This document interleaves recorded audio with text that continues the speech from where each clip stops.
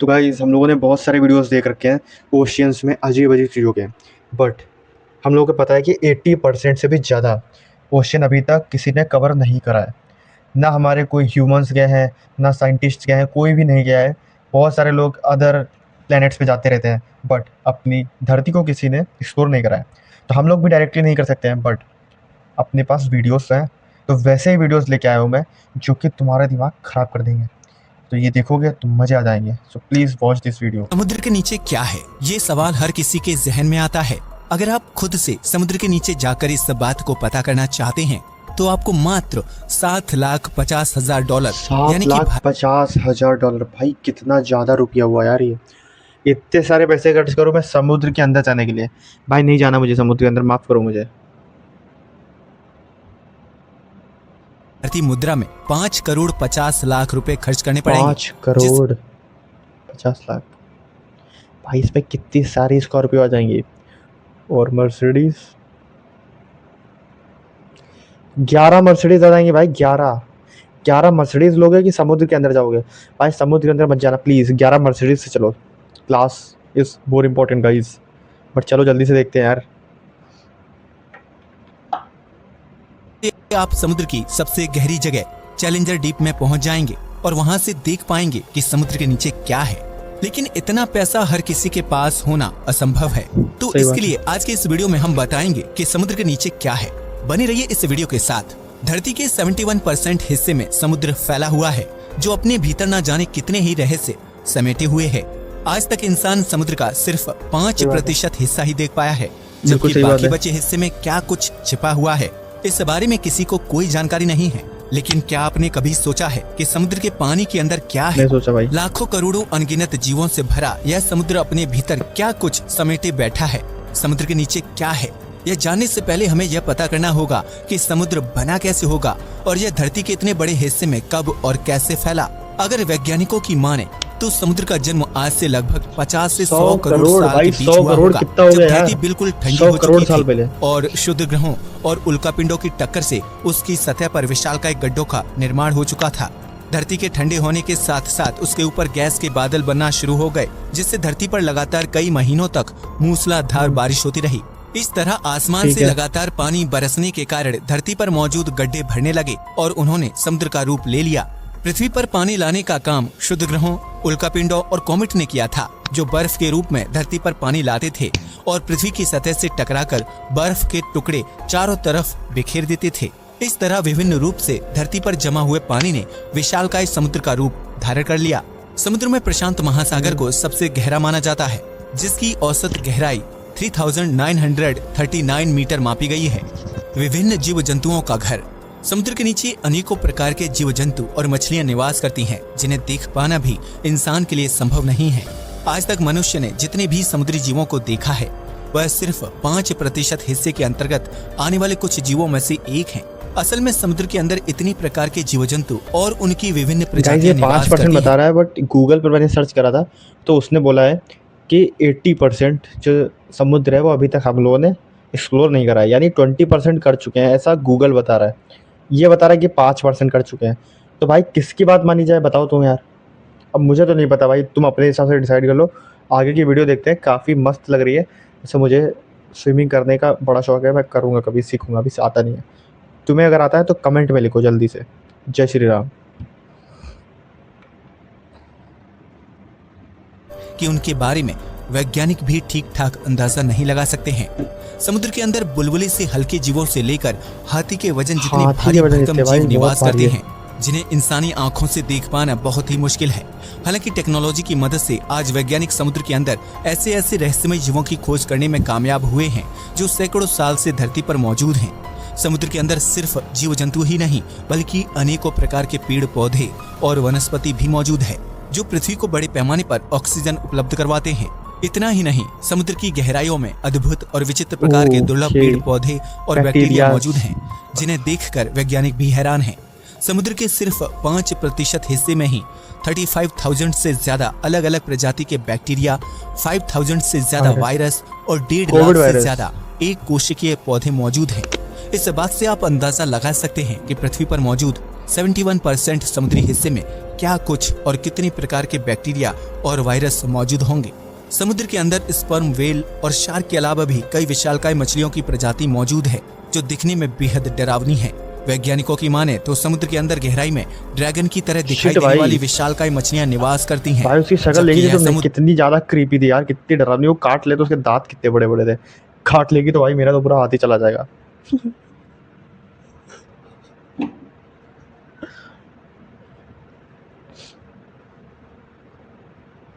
चमकीली लैंप जैसी आंखों वाली और भयानक जबड़ों वाली अलग अलग मछलियों की प्रजाति का घर है। आपको जानकर हैरानी होगी कि समुद्र के नीचे रंग बदलने वाले अनेकों प्रकार के जीव भी रहते हैं, जिनमें से कुछ तो बिल्कुल पारदर्शी और रंग कुछ बदलने वाले जीव, ये तो अपने आसपास भी होते हैं भाई। तुम्हारे फ्रेंड्स देखिए तुमने, सारे नहीं बट कुछ लोग ऐसे होते होंगे तुम्हारे आसपास, रिलेटिव्स भी हो सकते हैं, फ्रेंड्स भी हो सकते हैं, जो तुरंत रंग बदल देते हैं, सामने वाला पर्सन की तरफ तुरंत हो जाते हैं। ऐसे भाई मेरे साथ तो बहुत सारे लोग थे। तो भाई ऐसे लोगों से सतर्क रहे, सावधान रहे और प्लीज़ बच के रहे, क्योंकि वो आपकी लाइफ ख़राब कर सकते हैं। तो इसी बात से आगे अपना वीडियो देखते हैं। ट्रांसपेरेंट तो नहीं होते वो लोग, बेहद खतरनाक होते हैं।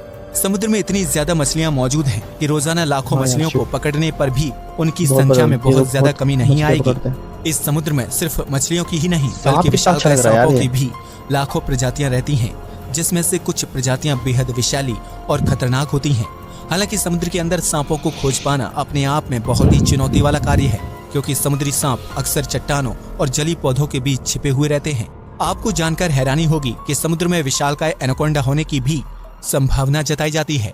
वैज्ञानिकों की माने तो समुद्र में रियल में होते होंगे एनाकोंडा, पता है, वरना ये क्यों साला मूवी से बनते हैं भाई। रियल में होते होंगे तभी तो, कहीं देखा होगा किसी ने, कहीं से पढ़ा होगा किसी बुक में, तभी तो ये एनाकोंडा इस टाइप के बनाए सांप। इसका मतलब रियल में होते होंगे शायद। सूंड वाले अनेकों प्रकार के ऑक्टोपस प्रजातियां रहती हैं।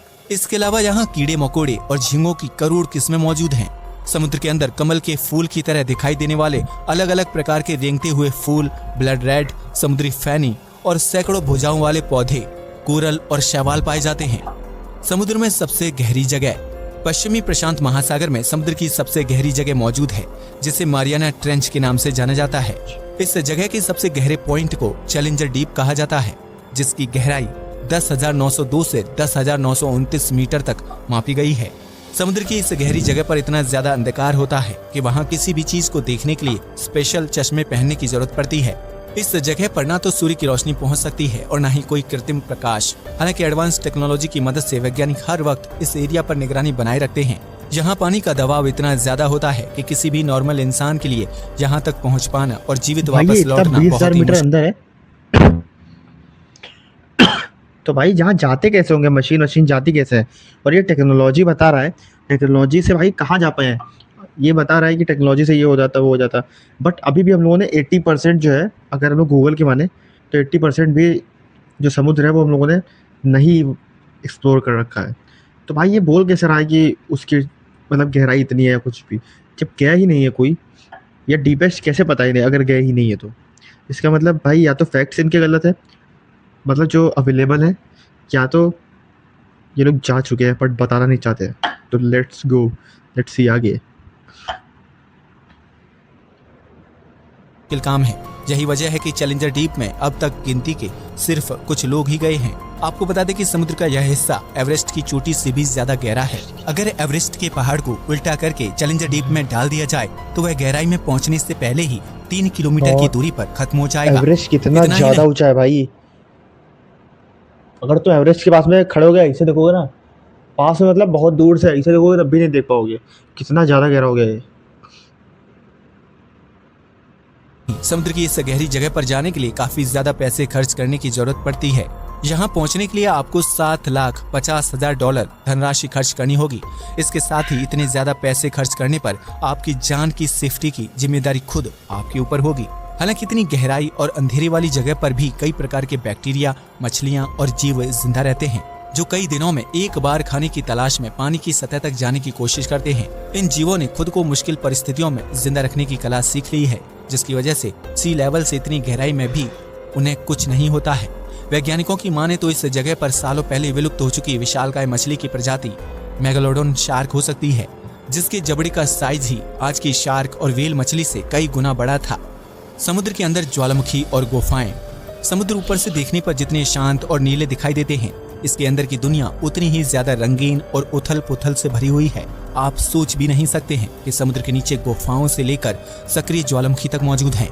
समुद्र के अंदर कई रहस्यमयी और विशालकाय गुफाएं मौजूद हैं, जिनका निर्माण समुद्र की विशाल लहरों और पानी के कटाव की वजह से होता है।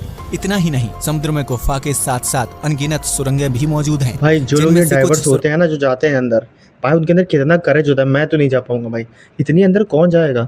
रोड, यहाँ आदमी जो है रोड पे नहीं जाना चाहता है 1000-2000 किलोमीटर घूमने के लिए, या पहाड़ों पे डर लगता है मर जाएंगे।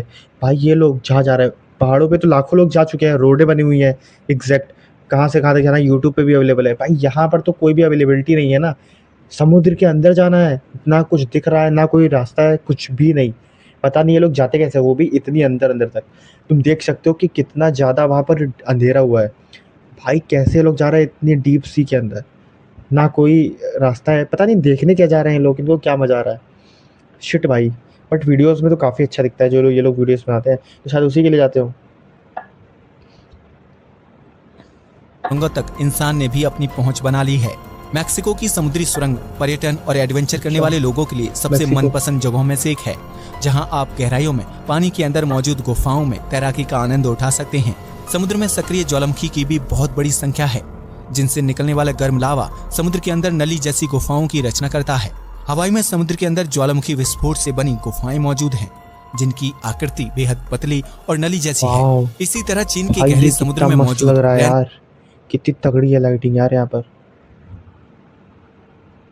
वो केव पर्यटन और एडवेंचर के लिए आम लोगों के बीच काफी ज्यादा मशहूर है, जो कुछ साल पहले समुद्र का जल स्तर कम होने की स्थिति में आम लोगों की नजर में आई थी। इसके बाद इस गुफा को पर्यटन को बढ़ावा देने के लिए इस्तेमाल किया जाने लगा, जहां रंगीन दीवारें देखने को मिलती हैं। इस रेनबो गुफा की लंबाई 240 मीटर है। ये लाइटिंग नहीं है, पहले से ही मतलब वो गुफा ही ऐसी है, मतलब उसमें कलर इतना ज्यादा अच्छा है, इसीलिए उसको रेनबो गुफा कहते हैं। दुनिया देखने का एक अच्छा विकल्प है। समुद्र के अंदर मौजूद सक्रिय ज्वालामुखी में भी विस्फोट होता है, जो पानी के एक सीमित इलाके को गर्म रखने का काम करता है। इसके अलावा विस्फोट से निकलने वाला लावा और अन्य खनिज तत्व समुद्र के पानी को जरूरी पोषक तत्व प्रदान करते हैं, जिससे खारे पानी में भी अनेकों प्रकार के शैवाल और जलीय पौधे पनप जाते हैं। समुद्री ज्वालामुखी बैक्टीरिया और वायरस को जिंदा रखने का भी काम करते हैं, और इसका गर्म पानी कई जीवों और मछलियों के रहने के लिए बिल्कुल अनुकूल होता है। कई बार समुद्री ज्वालामुखी में विस्फोट इतना तेज होता है कि उसकी वजह से ऊंची ऊंची लहरों और सुनामी का जन्म हो जाता है। ऐसे में कई बार समुद्री ज्वालामुखी खतरनाक भी साबित हो जाते हैं।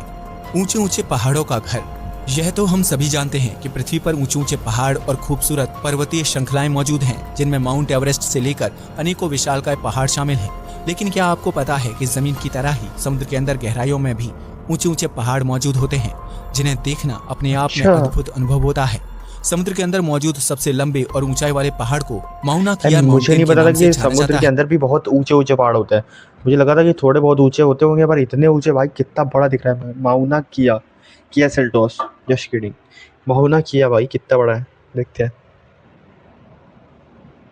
जो हवाई में प्रशांत महासागर के एक बड़े हिस्से में फैला हुआ है। इस पहाड़ को हवाई के द्वीप से भी देखा जा सकता है, जो पानी के ऊपर तैरता हुआ दिखता है। लेकिन यह पहाड़ जितना पानी की सतह से ऊपर मौजूद है, उतना ही इसका आधे से ज्यादा पानी के अंदर समुद्र में डूबा हुआ है।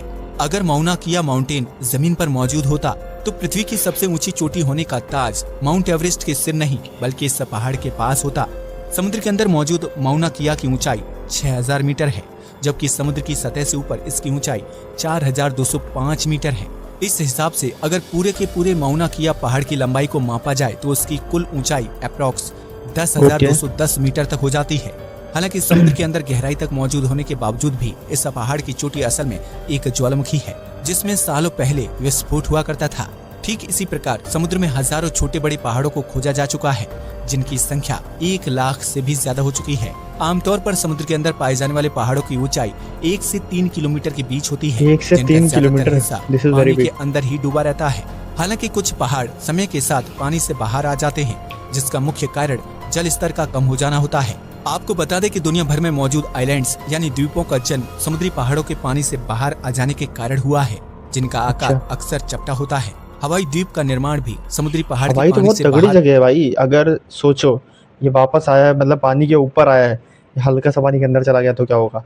पागल हो जाएंगे सब लोग भाई। इतना डेवलप देखो, यहाँ के रोड देखो, यहाँ के लोग देखो। ये लोग तो मैंने देख रखे हैं, इसमें नहीं दिख रहा है ना, रोडें दिख रही है इसमें, बस बिल्डिंग दिख रही है। पर मैंने इन जनरल पूरा वीडियो देख रखा है वहाँ का। तो भाई इतने तगड़े लोग होते हैं और इतने ज़्यादा डेवलप्ड है ये, पता नहीं कैसे हो गया, बट कितना ज़्यादा हो गया। और अगर ये वापस पानी के अंदर चला जाए तो आ जाने की वजह से ही हुआ है, जो आज पर्यटकों के लिए बेहतरीन टूरिस्ट प्लेस में से एक बन चुका है। मध्य सागर के अंदर दुनिया की सबसे विशालकाय पर्वत श्रृंखला मौजूद है, जिसकी लंबाई 64,000 किलोमीटर है। समुद्र के नीचे भी बहती हैं नदियां। आज तक आपने सिर्फ यही सुना होगा कि दुनिया भर में बहने वाली नदियां पहाड़ों और ग्लेशियर से निकलकर आखिरकार समुद्र में मिल जाती हैं, जहां उनका सफर खत्म हो जाता है। लेकिन आपको यह जानकर हैरानी होगी कि इस जमीन की तरह ही समुद्र के अंदर भी रहस्यमय ढंग से नदियां बहती हैं, जो अलग अलग प्रकार की धाराओं को पैदा करती हैं। गल्फ स्ट्रीम या गल्फ की धारा को दुनिया की सबसे विशालकाय समुद्री नदी का दर्जा दिया जाता है, जिसमें बहने वाला पानी गर्म होता है। यह धारा मैक्सिको की खाड़ी से उत्पन्न होती है, जिसकी वजह से इसे गल्फ स्ट्रीम के नाम से जाना जाता है। समुद्र के अंदर बहने वाली इस गर्म नदी की वजह से उत्तर अमेरिका के पूर्वी तट से लेकर यूरोप के पश्चिमी तट तक तापमान गर्म रहता है, जो पृथ्वी की जलवायु को परिवर्तित करने में अहम भूमिका निभाने का काम करती है। समुद्र के अंदर बहने वाली इस नदी को गूगल मैप पर भी देखा जा सकता है, जो इतनी बड़ी है कि अगर दुनिया की सभी नदियों का पानी एक साथ मिला दिया जाए तो भी गल्फ की धारा का पानी ज्यादा होगा। समुद्र के अंदर नदी बहती है, वो भी नई चीज़ है भाई मेरे लिए। नदी बहती है, समुद्र बहता है, ये तो बिल्कुल नहीं पता था मुझे कि बिल्कुल नदी चल रही है। और दूसरी चीज़, अगर इसका पानी पूरा मिला दिया जाए सारी नदियों का, फिर भी ये उससे ज़्यादा बड़ी नदी है। दिस इज माइंड ब्लोइंग भाई। की तरह ही दुनिया के अलग अलग देशों के समुद्री इलाकों के अंदर अनेकों नदियां बहती हैं, जिन्हें ब्राजील की धारा, जापान की धारा और उत्तरी प्रशांत सागरीय धारा और के नाम इंडिया से की जाना कौन सी जाता धारा है भाई? इंडिया समुद्र की धारा का नाम जल्दी कमेंट में लिख दो। अगर कोई तुम्हें समुद्र में बहती हुई दिख जाए तो बता देना। के अंदर बहने वाली नदियां मुख्य रूप से समुद्र में रहने वाले जीवों के लिए भोजन और पोषक तत्व जुटाने का काम करती हैं।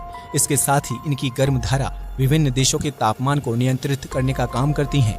समुद्र में बहने वाली नदियों का निर्माण मुख्य रूप से 3 वजह से होता है, जिसमें समुद्र के पानी की डेंसिटी यानी घनत्व होता है। जबकि एक घनत्व वाला पानी एक दूसरे से मिलता है तो उसकी वजह से समुद्र के अंदर अलग से एक नई धारा निर्मित हो जाती है। समुद्र के अंदर नदी बनने की दूसरी वजह गर्म और ठंडे पानी की धारा का आपस में मिक्स हो जाना है, जिसकी वजह से समुद्र के अंदर अलग अलग धारा पैदा हो जाती हैं। समुद्र के अंदर नदी बनने की तीसरी वजह पृथ्वी के घूमने की गति है, जिसके कारण अलग अलग दिशाओं में गल्फ की धारा बनने लगती है। कूड़े कचरे का घर। समुद्र के अंदर चाहे कितनी ही रहस्यमय और अद्भुत चीजें मौजूद है, लेकिन समुद्र के अंदर एक ऐसी चीज भी मौजूद है जो इंसानों की वजह से भाई ह्यूमंस कब सुधरेंगे, इंक्लूडिंग मी। भाई कब सुधरेंगे हम लोग यार? और कचरा जब जो विभिन्न पूरा देशों द्वारा हर जगह गंदगी कर देंगे तब सुधरेंगे। एक चीज़ मैंने नोटिस करी है कि ह्यूमन अगर किसी भी रूम में नहीं गया है तो वहाँ गंदगी बिल्कुल नहीं होती है, और जिस रूम में ह्यूमन जाता है उसी रूम में गंदगी होती है। हम लोग भाई कब सुधरेंगे यार? अब मैं तुमसे एक रिक्वेस्ट करना चाहता हूँ कि प्लीज़ किसी को भी भाई मत बोलो कुछ साफ़ सफाई रखने के लिए। तुम बस साफ़ सुथरे रहो। टॉफ़ी खाओ, अपनी पॉकेट में उसका पैकेट रखो या जो भी है, अपने पास रखो अपना कचरा। बाकी किसी से, अपने पेरेंट्स से भी मत बोलो, अपने भाई बहन से भी मत बोलो, अपने दोस्तों से भी मत बोलो। सिर्फ खुद सुधरो। जब खुद सुधरोगे तो तुम्हारी आगे वाली जनरेशन ही सुधर जाएगी, कम से कम साफ़ सुथरी हो जाएगी। प्लीज़ भाई ऐसा करो, एजुकेटेड हो यार तुम लोग प्लीज़। भाई मैं बहुत हेट करता हूँ अब ऐसे लोगों से यार। बहुत गंदगी हो रही है इंडिया में या कहीं पर भी। देखो ये वीडियो देखोगे तब पता चलेगा पूरा सीन। समुद्र में फेंक दिया जाता है। समुद्र में सिर्फ मानवीय कचरा ही नहीं बल्कि अंतरिक्ष से भी कूड़ा फेंका जाता है, जिसमें सैटेलाइट से लेकर ये भी मानवीय कचरा ही है, कहीं और से नहीं आया, ह्यूमंस नहीं बनाया, इंसानों का ही कचरा है भाई ये। शामिल है। समुद्र में पॉइंट नीमो एक ऐसी जगह है जहां स्पेस में खराब होने वाली सभी चीजों को डंप कर दिया जाता है। इस तरह समुद्र में मानव निर्मित कचरे की संख्या भी दिन ब दिन बढ़ती जा रही है, जिसकी वजह से समुद्री जीव जंतुओं का जीवन खतरे में पड़ रहा है। अगर मनुष्य ने अपनी गतिविधियों पर रोक नहीं लगाई तो आने वाले समय में समुद्र में मौजूद प्राकृतिक चीजें धीरे धीरे नष्ट होती चली जाएंगी। अब तो आप समझ ही गए होंगे कि समुद्र के अंदर क्या कुछ मौजूद है। Okay, so that's it for today's video. और अगर तुम्हें वीडियो अच्छी लगी हो तो please like, share and do comment your good part जो तुम्हें अच्छा लगा हो। और अगर हमारे साथ तुम बने रहोगे तो आई एम श्योर कि तुम्हें बहुत मज़ा आएगा। इससे भी तगड़े तगड़े वीडियोज़ के रिएक्शंस मैं लेके आता रहूँगा, और अच्छे अच्छे वीडियो जो तुमने आज तक नहीं देखे होंगे, मे भी शायद देख रखे हो, बट प्लीज़ देख लेना यार। तो लेट्स गो, अब मिलते हैं परसों, कल छोड़ के परसों, बस एक दिन का वेट कर लो। Okay bye.